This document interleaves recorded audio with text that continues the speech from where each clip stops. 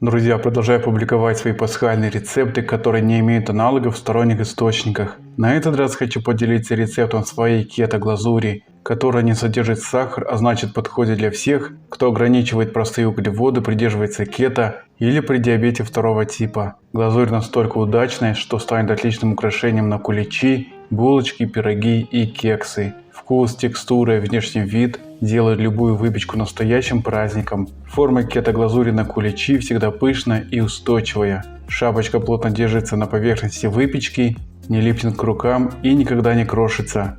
Готовится кето-глазурь на базе кето-БЗК. Довольно просто и быстро, который также есть на моем канале. Все особенности рецепта читайте в рекомендациях.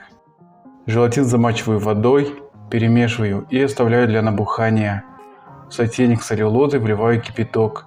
Включаю умеренный огонь и перемешиваю, чтобы аллюлоза полностью растворилась в жидкости и получился однородный сироп.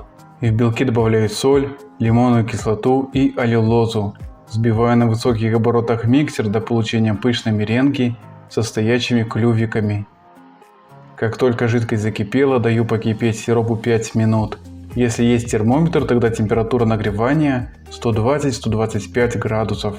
Снимаю сотейник с огня. Не прекращая взбивания, тонкой струйкой вливаю горячий сироп в меренгу.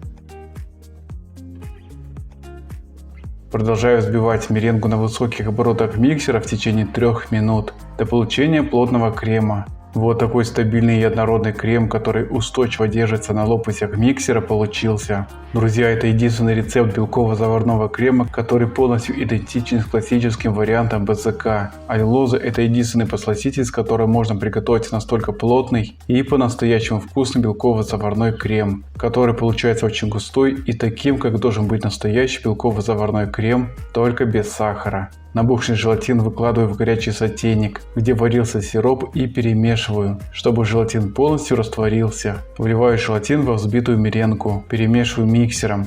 Невымешанные остатки снимаю со стен чаши силиконовой лопаткой. Окончательно перемешиваю миксером. Готовую глазурь выкладываю в кондитерский мешок с широким отверстием. При отсутствии мешка смотрите рекомендации. Булочки с глазурью убираю в холодильник до полного остывания. Подсластитель пробиваю в блендере до сладкой пудры. После холодильника обсыпаю булочки сладкой пудрой. Распределяю кисточки пудру по глазури, чтобы сладкая пудра полностью покрыла всю глазурь. Кето-глазурь на куличи получилась невероятно нежная и пышная. Обратите внимание, как она пружинит при нажатии, сохраняет свою форму. Глазурь не липнет к рукам и полностью завершает украшение праздничной выпечки. Вкус глазури очень напоминает домашний зефир. Обязательно приготовьте кето-глазурь по моему авторскому рецепту и порадуйте себя и своих близких красивой пасхальной выпечкой. С наступающим светлым праздником Пасхи!